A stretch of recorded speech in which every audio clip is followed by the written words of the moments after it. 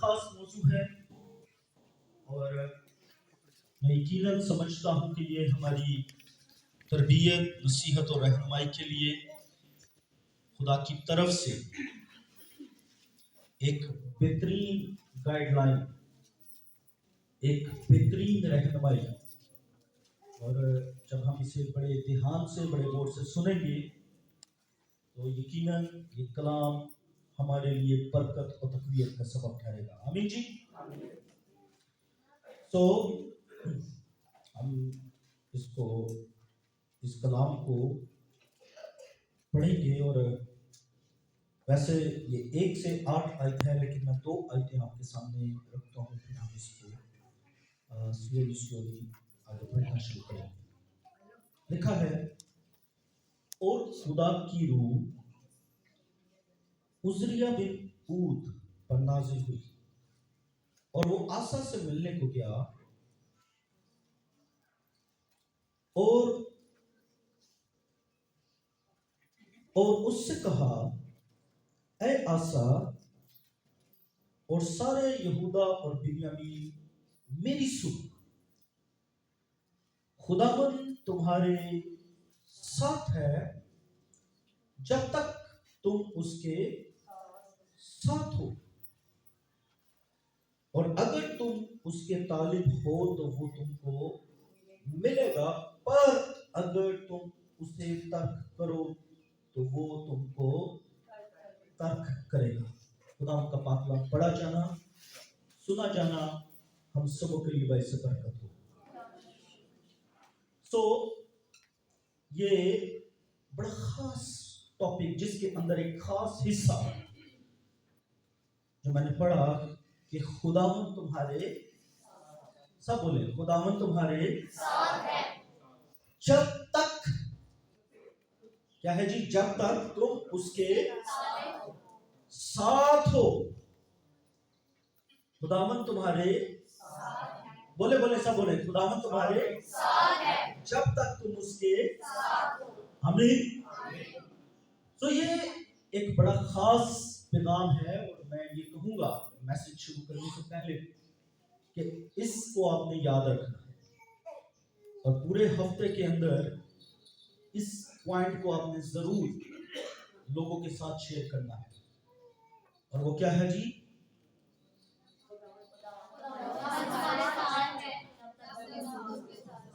سب بولیں خداوند تمہارے ساتھ ہے جب تک تم اس کے ساتھ ہو۔ آمین۔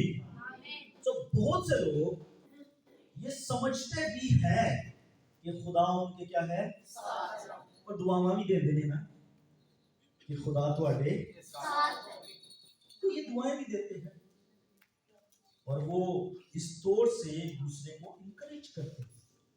تو یہاں پر بھی نبی کی معرفت کلام ہوا، اے آسا، اے یہودا بنیامین کہ لوگوں، خداوند کیا ہے تمہارے ساتھ جب تک تم اس کے ساتھ، اور جب تم اسے ڈھونڈو گے تو وہ کیا ہوگا تمہیں، لیکن جب تم اسے کیا کرو گے، چھوڑ دو گے، ترک کر دو گے، تو وہ تمہیں کیا کر دے گا، وہ کیا کرے گا۔ آمین۔ یعنی اگر آپ خدا کو اپنائیں گے، خدا کی قربت میں آئیں گے، خدا کے پاس آئیں گے، خدا بھی آپ کے پاس آئیں گے، لیکن اگر آپ خدا کی قربت میں نہیں آئیں گے، خدا کو چھوڑ دیں گے، تو خدا بھی آپ کو کیا کرے گا، ہیلو، کتوں کو یہ بات سمجھ آئے؟ میں بڑے آہستہ آہستہ چل رہا ہوں تاکہ آپ کو یہ میسج سمجھ آئے، میرا مقصد آپ کو سمجھانا ہے۔ آمین۔ میں یہ سمجھتا ہوں کہ ہم میں سے ایسا کوئی بھی یہاں پر نہیں ہوگا جو یہ کہہ دیتا ہو کہ بھئی میں نے خدا کو کبھی نہیں چھوڑا۔ ایسا ہے کوئی؟ بہت سے لوگ ہیں، ہم سب، میں سمجھتا ہوں ہم سبھی قصوروار ہیں، ہم کبھی نہ کبھی خدا کو اپنے مقصد کے لیے، اپنے ارادوں کے لیے خدا کو چھوڑ دیتے ہیں، ترک کر دیتے ہیں، کیونکہ اس کے پیچھے وجہ یہ ہے کہ ہم ایک ایسی دنیا میں رہتے ہیں جو ہمیں کامل ہونے نہیں دے رہی، جو ہمیں خدا کی طرف نہیں بڑھنے دے رہی۔ یعقوب اس کے 4 باب کے اندر اور اس کی 8ویں آیت میں لکھا ہے کہ خداوند کے نزدیک جاؤ تو وہ تمہارے کیا ہوگا؟ نزدیک آئے گا۔ اگر ہم اس کی قربت میں جائیں گے، ہم اس کی نزدیکی میں جائیں گے تو وہ بھی ہماری نزدیکی میں آئے گا۔ ذرا امیجن کریں، تصور کریں، ساری کائنات کا مالک، سارے خزانوں کا مالک، ساری چیزوں کا کنٹرول کرنے والا کیا کہہ رہا ہے؟ میرے پاس آؤ تو میں تمہارے کیا ہوں گا؟ پاس آؤں گا۔ اور یہ سب سے مشکل کام ہے دور حاضر کے اندر کہ ہم کس کے پاس آئیں؟ ہمارے لیے بڑا چیلنج ہے۔ میں اگلی آیت پڑھتا ہوں، پھر ہم اس کو آگے دیکھتے ہیں۔ لکھا ہے اسی آیت میں کہ اب بڑی مدت سے بنی اسرائیل بغیر سچے خدا، بغیر سکھانے والے کاہن اور بغیر شریعت کے رہے ہیں، پر جب وہ اپنے دکھ میں خداوند اسرائیل کے خدا کی طرف پھر کر اس کے طالب ہوئے تو وہ ان کو مل گیا، اور ان دنوں میں اس سے جو باہر جاتا تھا اور اسے جو اندر آتا تھا متعلق چین نہ تھا، بلکہ ملک کے سب باشندوں پر بڑی اذیتیں تھی۔ اگلی آیت خاص ہے، لکھا ہے قوم قوم کے مقابلہ میں اور شہر شہر کے مقابلہ میں پھنس گئے، کیونکہ خدا نے ان کو ہر طرح مصیبت سے تنگ کیا۔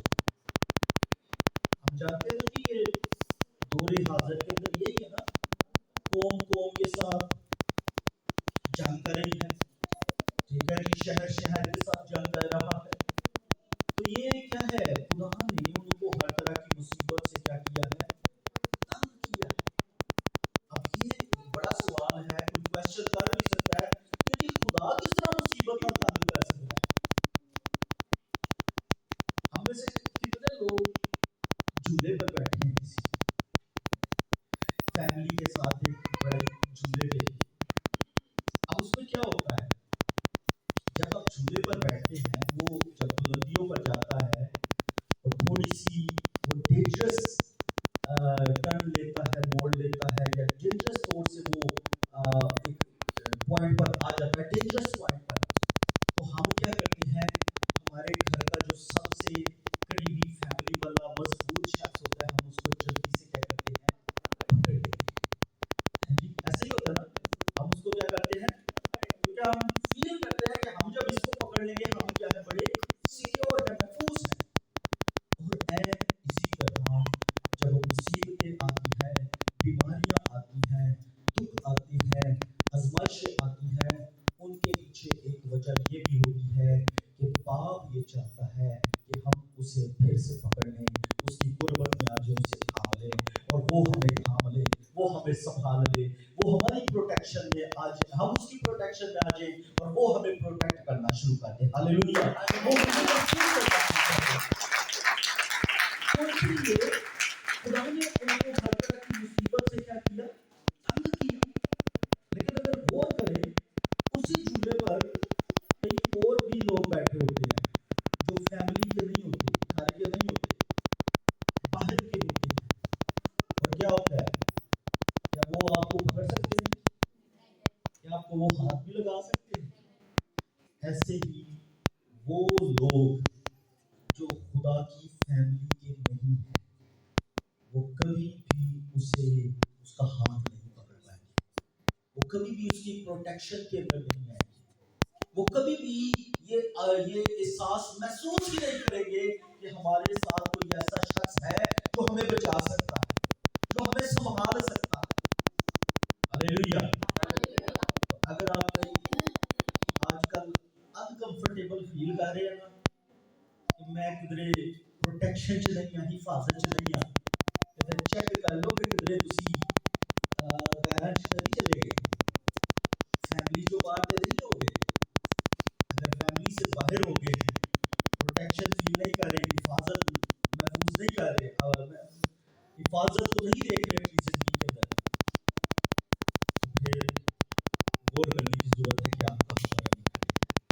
हालेलुया, इनको कोई बातें समझ आएगी, आमीन। सो यहाँ पर अगली आयत क्या लिखी है, मैं आगे पढ़ता हूँ, 7वीं आयत, लेकिन तुम मजबूत बनो और तुम्हारे हाथ ढीले ना होने पाए, क्योंकि तुम्हारा काम का अजर मिलेगा, तुम्हारे काम का अजर मिलेगा। सो खुदा क्या करेगा जी, अजर देगा। मुसीबतें हैं, जंगे हैं, आजमाइशें हैं आपके इर्द गिर्द, लेकिन खुदा हमें इनकरेज कर रहा है कि हमें सुस्त नहीं होना है, हमें खिदमत को नहीं छोड़ना है, हमें मिनिस्ट्री को नहीं छोड़ना है, हमें चर्च को नहीं छोड़ना है, हमें खुदा की प्रेजेंस को नहीं छोड़ना है, हमें इसका अजर खुदा जरूर देगा। आमीन, आमीन जी। सो यहाँ पर बनी इस्राएल कौम बड़ी आजमाइश के अंदर थी, बड़ी मुसीबतों के अंदर थी, बड़ी मुसीबतें उनके साथ थी, और उसके पीछे 3 बड़ी वजूहात इस कलाम के अंदर मैं आज आपके साथ शेयर करूंगा, जिनकी वजह से वो मुसीबतों में थे। नंबर 1, तीसरी आयत में दोबारा से पढ़ते हैं, ऊपर लिखा है, और बड़ी मुद्दत से बनी इस्राएल बगैर सच्चे खुदा, किसके जी, बगैर सच्चे खुदा, सब बोले किसके जी, बगैर सच्चे खुदा, बगैर सच्चे खुदा के वो क्या रहे हैं, चलते रहे।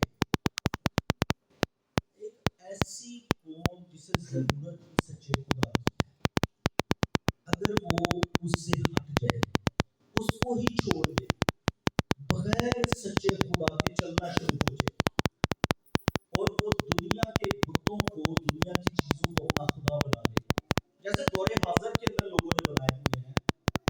और मैं अक्सर इसको कहता हूँ, किसी का खुदा टीवी है, किसी का मोबाइल है, किसी का मूवीज होती हैं, वो हफ्ते की पूरी रात मूवी देख लेते तो सुबह चर्च नहीं आते हैं। उन्हें पता ना हमारा खुदा है, हमने उसकी वर्शिप करनी है। और उनके खुदा क्या है, लोग हैं, उनके खुदा क्या है, उनके काम हैं, उनके खुदा क्या है, उनकी अपनी ख्वाहिशें हैं, वो घूमना फिरना उनका खुदा है, एंटरटेनमेंट उनका खुदा है।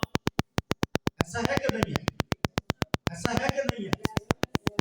संडे के रोज जब खुदा की हजूरी में आने का वक्त होता है, वो अपने खुदा की हजूरी में चले जाते हैं, वो अपने माबूद की हजूरी में ठहर जाते हैं, वो अपने देवता की प्रस्तिश शुरू कर देते हैं। मैं इस बात पर गौर कर रहा था, और मैं आपको ये गवाही के तौर पर शेयर करना चाह रहा हूँ। अगर आज खुदा मुझे इतनी बरकतें दे रहा है, इतना सब कुछ ब्लेस कर रहा है, उसके पीछे मेरी कमिटमेंट थी खुदा के साथ। मैंने बहुत सी जगहों पर मुझे जॉब्स मिली, तो मैंने जॉब नहीं की, सिर्फ इस बात से कि वो कहते थे कि आपने संडे को चर्च नहीं जाना, आपने ड्यूटी पर आना है। और मैंने कहा नो, मेरे लिए चर्च इंपॉर्टेंट है, ड्यूटी इंपॉर्टेंट नहीं है। मैंने वो नौकरियां, 5 स्टार होटल्स की नौकरियां मैंने छोड़ी। फिर ऐसी जगह पर मैंने जॉब की, ऐसा नहीं कि नहीं की, जॉब्स भी की, 1.5 साल जॉब की, और वहां पर पेट्रोल पंप पर मैंने की, और वहां पर मुझे याद है कि सिर्फ एक संडे मैंने मिस किया था, वो भी कोई वजह थी, सिर्फ एक संडे मैंने मिस किया, और 1.5 साल के अंदर मैंने एक भी संडे मिस नहीं किया था। आपको पता पेट्रोल पंप बंद नहीं होते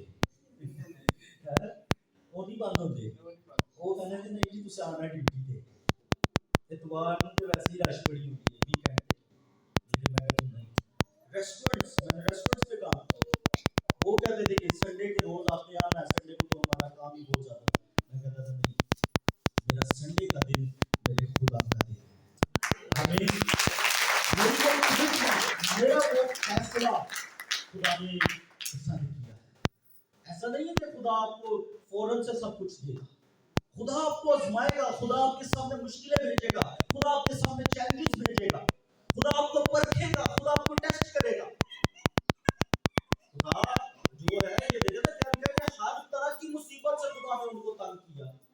खुदा یعنی ہر طور سے اپنے لوگوں کو آزماتا ہے, ان کی محبت کو دیکھتا ہے, اور جب وہ ان کی محبت کو دیکھتا ہے کہ نہیں یہ ہر مشکل میں, ہر طوفان میں, ہر ایک آندھی کے اندر بھی میرے ساتھ وفادار رہا ہے, اس نے مجھے کبھی نہیں چھوڑا, میں بھی اسے کبھی نہیں چھوڑوں گا, یہ میرے پاس چلا آیا ہے, میں اس کے پاس چلا آیا.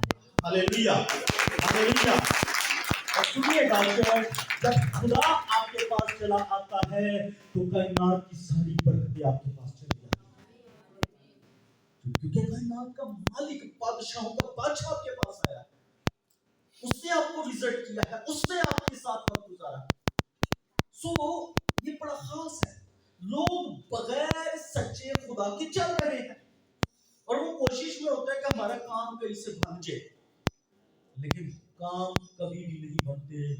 ہمارا کام بنانے والا صرف میرا اور آپ کا زندہ خدا ہے. ہاللیلویا. کلام میں لکھا نا کہ میرا خدا جس نے میرے سارے کام بنا دیے, جس نے میرے سارے کام بنا دیے, وہ آپ ہی تمہیں چھڑائے گا. ہاللیلویا. وہ جو خدا ہمارے کام بنانے والا ہے, جب ہم اسے چھوڑ دیں گے تو سوچ لیجیے چرچ بہت مشکل ہو جائے. اچھا, زمین پر ہمارا کوئی لیڈر ہو نا, ہم اسے اگر خوش کریں تو وہ کیا کرتا ہے, ہمیں ریوارڈ دیتا ہے. تو جب ہم اپنے آسمانی باپ کو خوش کریں گے تو وہ ہمیں کیسے ریوارڈ دے گا؟ آمین. وہ ہمیں کیسی بلیسنگ دے گا. سو آج ایک بڑا کویسچن ہے, ہو از یور ٹرو گاڈ؟ آپ کا سچا خدا کون ہے؟ ایک منٹ کے لیے اپنی آنکھیں بند کریں اور اس کو سوچیں کہ آپ کا سچا خدا کون ہے. آپ نے اپنا سچا خدا کس کو بنایا ہوا؟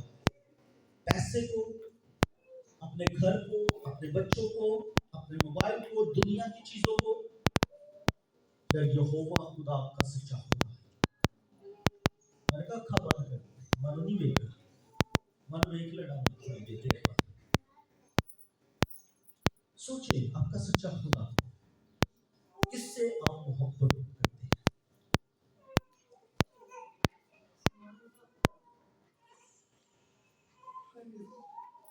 ہاللیلویا. سو وہ لوگ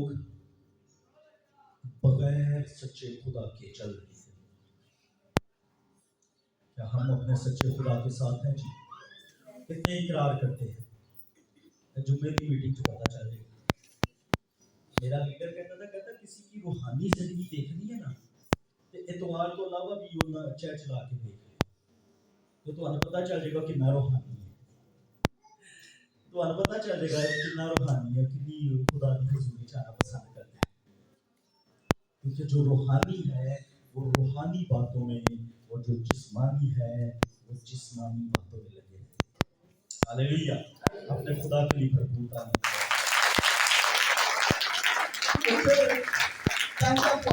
اس کی وجہ سے بنی اسرائیل کو گناہ کے اندر تھی, مصیبت کے اندر تھی, وہ پریشانیوں کے اندر تھی. اس کی وجہ کیا تھی کہ وہ سچے خدا کے بغیر.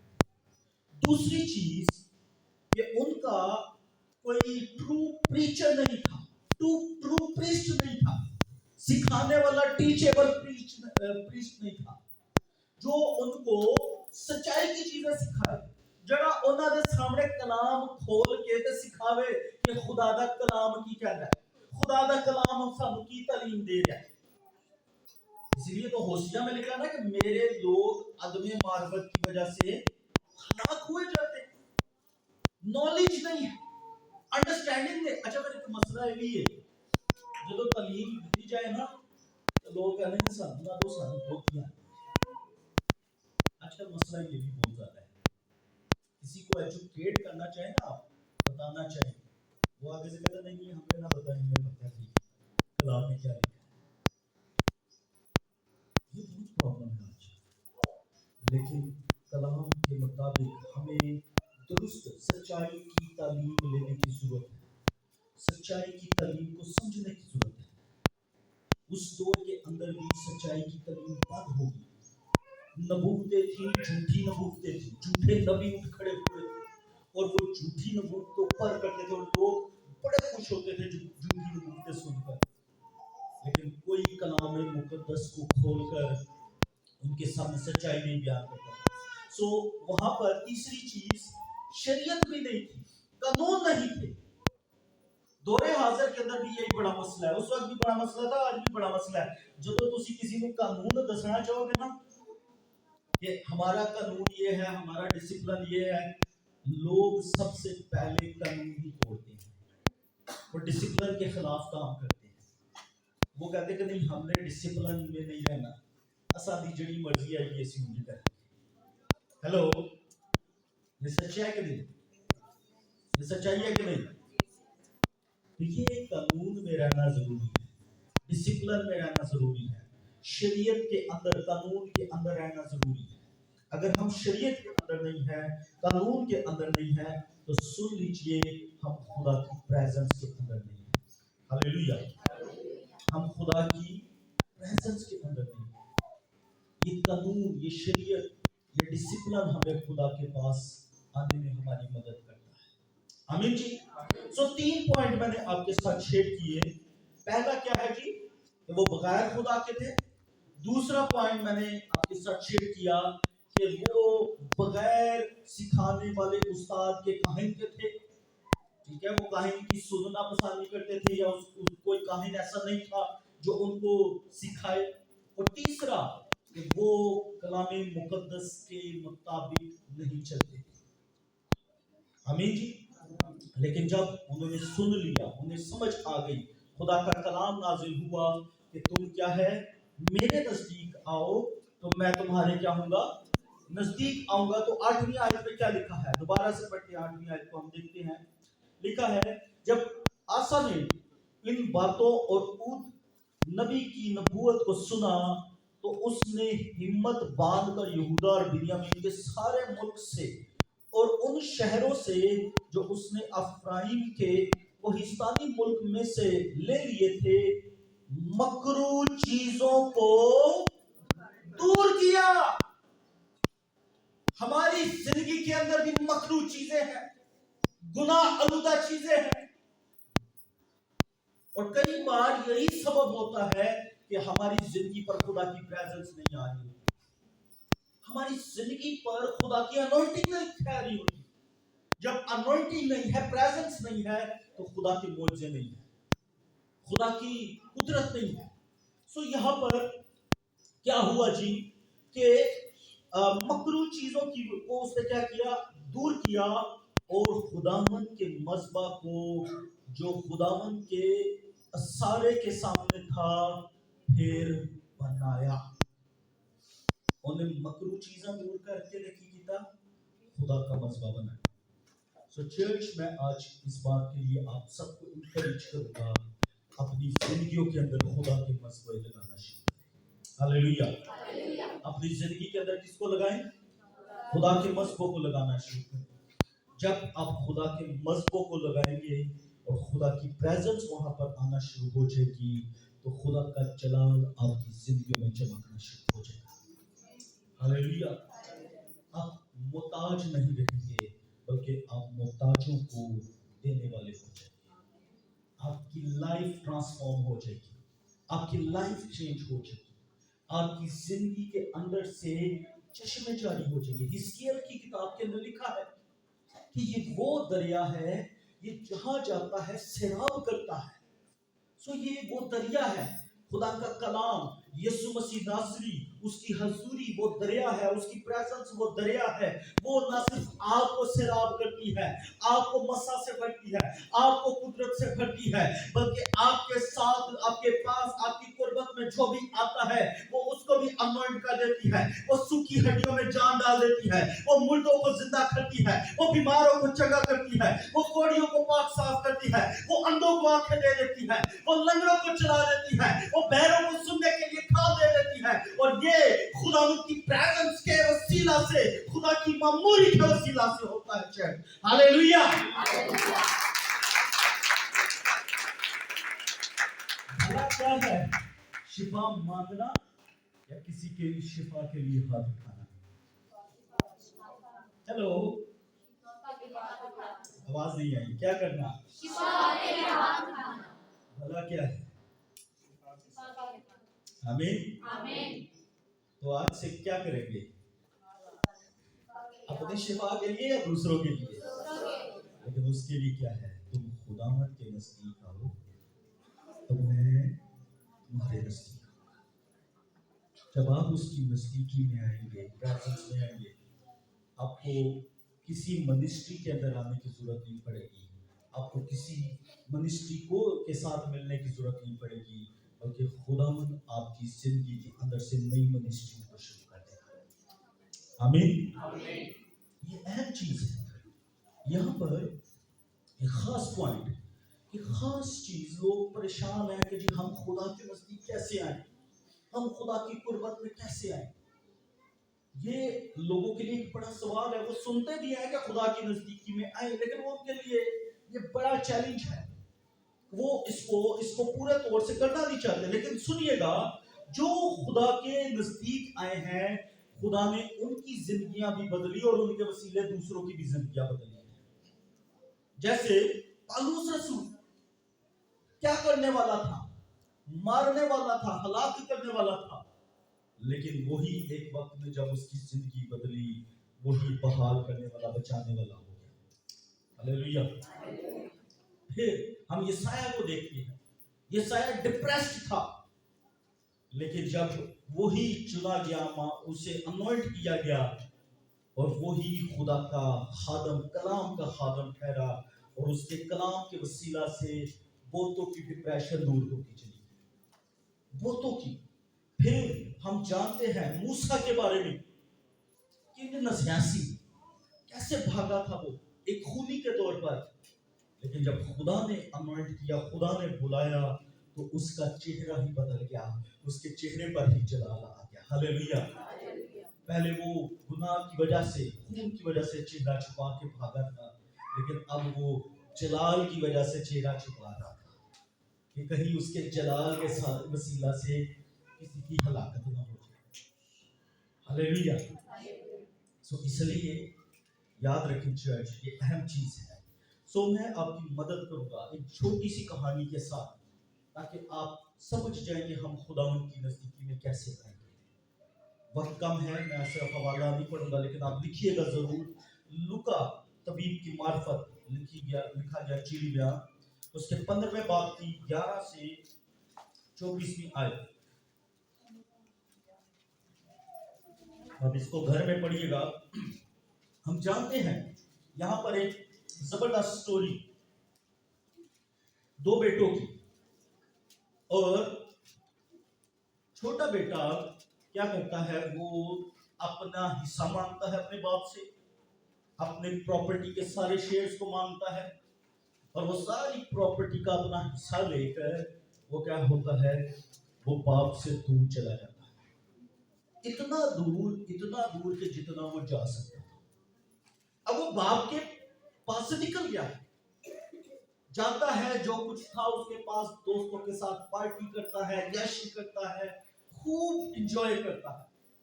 उसे लगता है कि खुदा को, बाप को दूर हो के ना, यही लाइफ है, यही एंजॉयमेंट है, यही सारी जिंदगी है। लेकिन जैसे जैसे वक्त गुजरता है, उसका ये फैसला उसके लिए बेहानक साबित होता जाता है।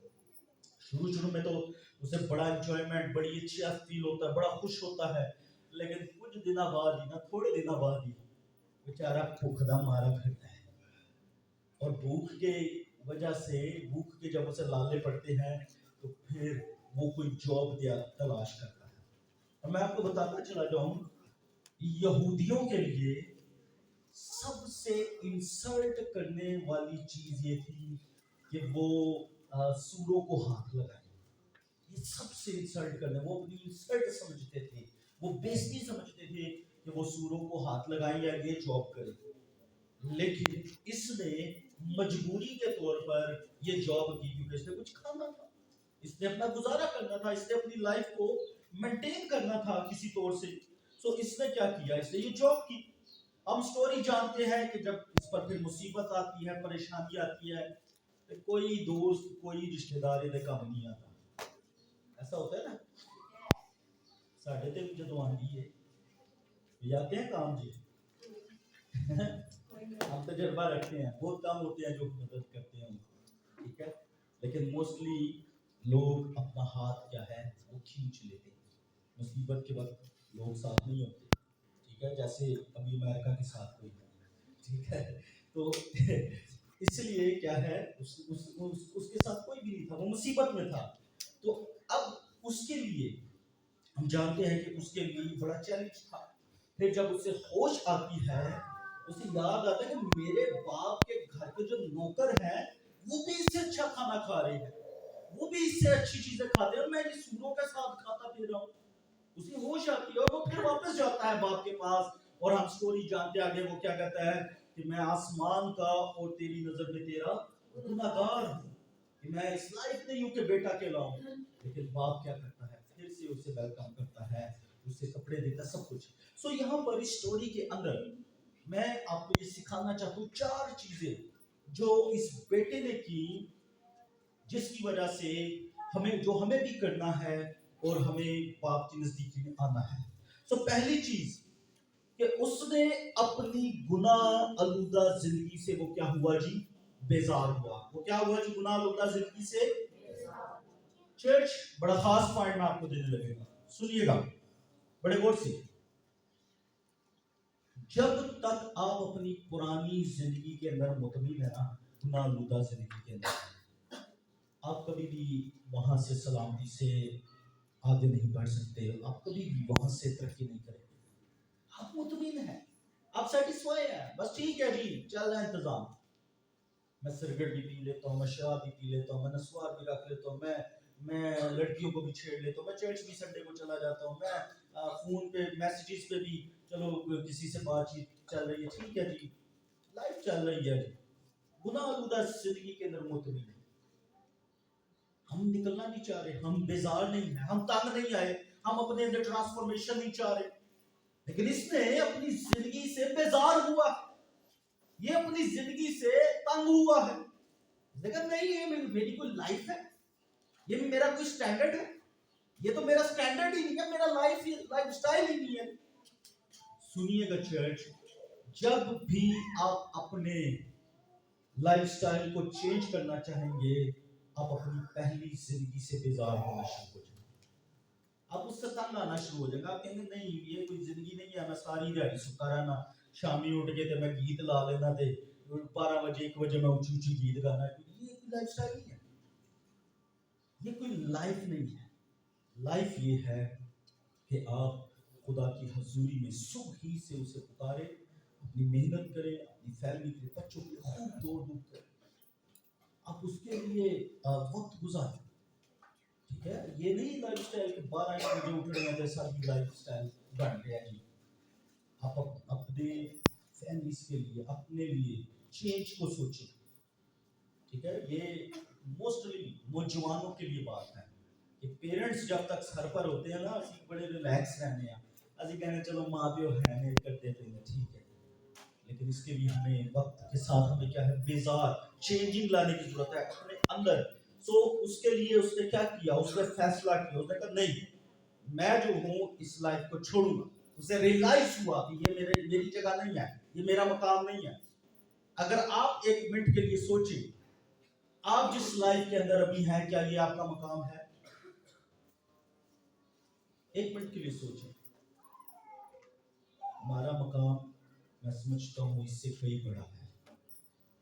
बेशक यहाँ पर हमारे लिए वो सब चीजें नहीं है, लेकिन आज हमें इस पुरानी गुनाह आलूदा जिंदगी से बेजार होना है, इसे जान छुड़ानी है, और कहाँ पर ध्यान लगाना है, आसमानी चीजों की तलाश की तरफ रहना है। हालेलुया। वो जगह जो यीशु मसीह ने हमारे लिए तैयार की है, वहाँ ना मौत है, ना आंसू है, ना आह वाला है। हालेलुया। वहाँ की तरफ हमें ध्यान लगाना है, वहाँ की तरफ हमें सोचना है, और जब हम वहाँ की तरफ सोचेंगे, हम ऑटोमेटिकली इस जिंदगी से बेजार होंगे। जैसे पौलुस था, कहता दिल करता मैं कूच कर जाऊं, वो कहता मैं जीना मेरे लिए मसीह और मरना मेरे लिए नफा। जब पता है मेरा प्रॉफिट, मेरा जो असल प्रॉफिट है वो कहां पर है, आसमान पर। زمین پر اسے پتا یہ کہتا کہ یہ میرے لیے کوئی اتنا پروفیٹیبل چیز نہیں ہے، یہاں پر مجھے کوئی فائدہ نہیں ہے اتنا زیادہ. وہ اس لیے اپنے اندر سے بیزار تھا، بے چین تھا. کہتا میرا دل ہے کہ میں فوراً سے یسوع مسیح کے پاس چلا جاؤں، لیکن پھر بھی اسے خدا کی مرضی کے مطابق کام کرنا تھا. آمین. سو یہ خاص طور سے سمجھنے کی ضرورت ہے. یرمیہ 29:13 میں لکھا ہے کہ جب ہم پورے دل سے اس کے طالب ہوں گے تو وہ کیا ہوگا، ہمیں مل جائے.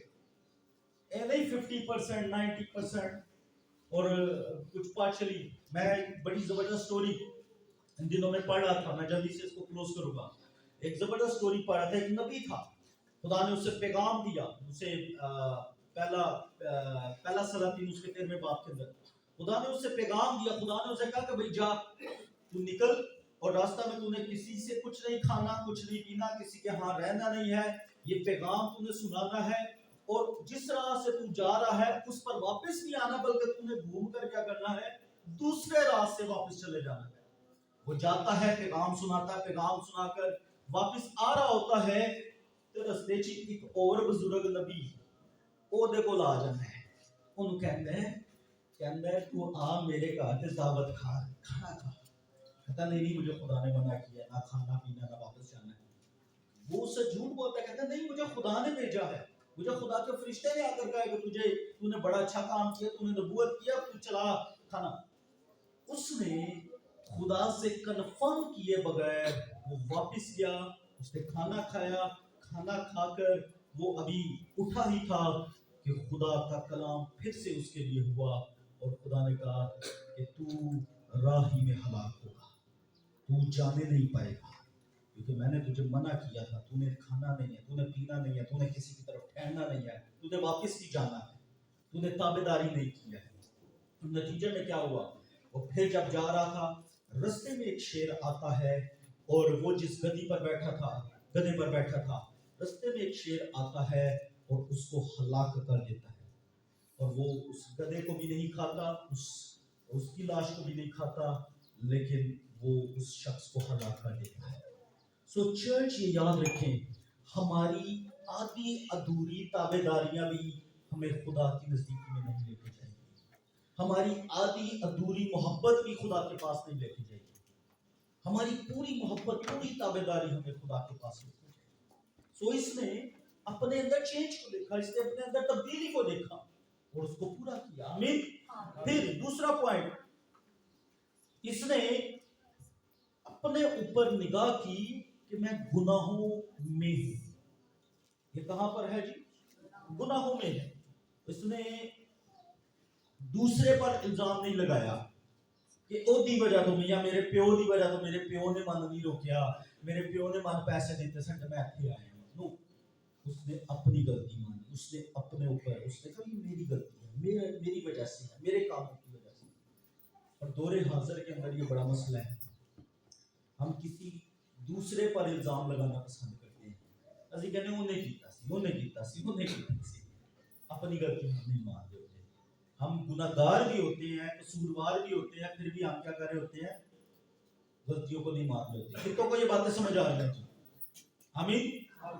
ہم قصوروار بھی ہوتے ہیں، لیکن پھر بھی کیا کرتے ہیں، ہم دوسروں پر بھی الزام لگا رہے ہوتے ہیں، دوسروں کو ہم غلط کہہ رہے ہوتے ہیں اور اپنے قصور کو مان نہیں رہے ہوتے. میں جلدی سے آگے بڑھتا ہوں. تیسرا اور پوائنٹ، اس نے اپنی زندگی کو خادم کے طور پر دینے کا ارادہ کیا. تیسرا اس نے جو فیصلہ کیا کہ اس نے اپنی زندگی کو کس کے طور پر جی؟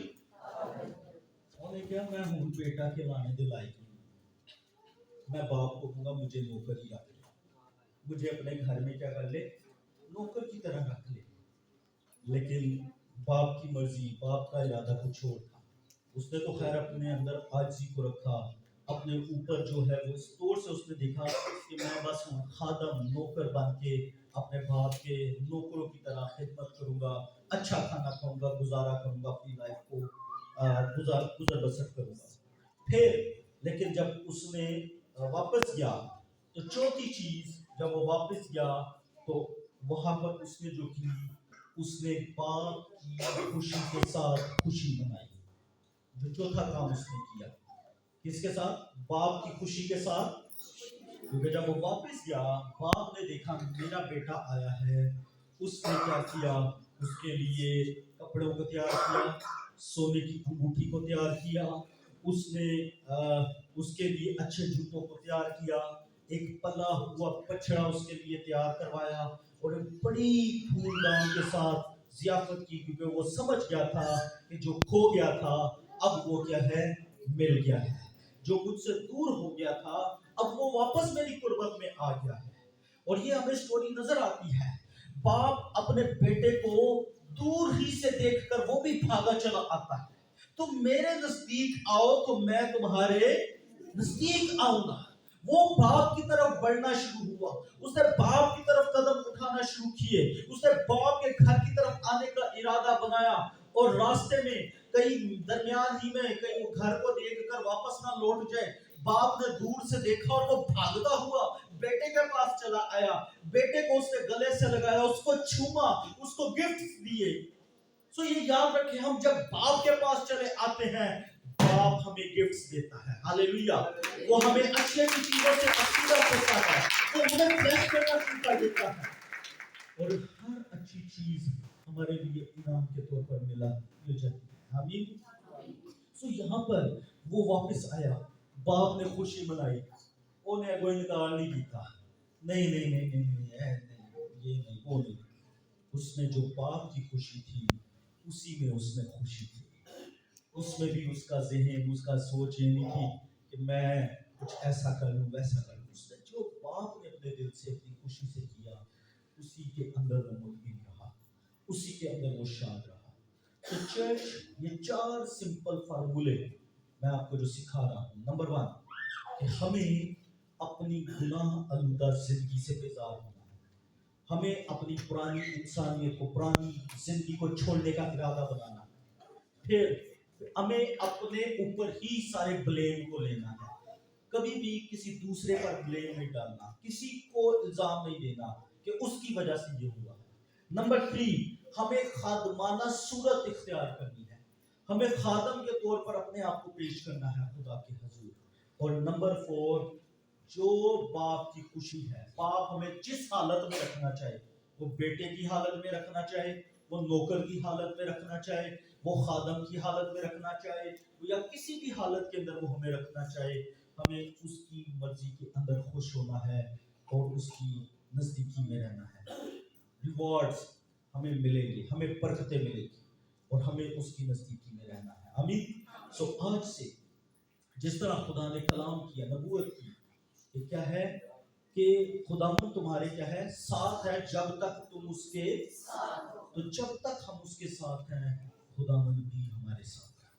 اس نے کہا ہے میں دیکھو دنیا کے آخر تک ہمیشہ تمہارے ساتھ. سو وہ بے شک ہمارے ساتھ ہے, لیکن سوال یہی ہے کہ کیا ہم اس کے ساتھ ہیں یا نہیں ہیں. کہیں ہمارے اپنے خدا تو نہیں بن گئے, کہیں ہم اپنی شریعت اپنا قانون تو لے کر نہیں چل رہے.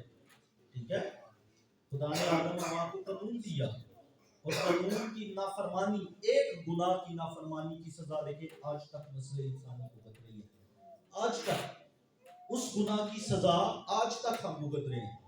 تو ایسے ہی جب خدا کی نافرمانیاں کریں گے تو یقیناً ہمیں سزائیں ملیں گی, اور ہو سکتا ہے ہماری نسلیں ان سزاؤں میں شامل ہوں.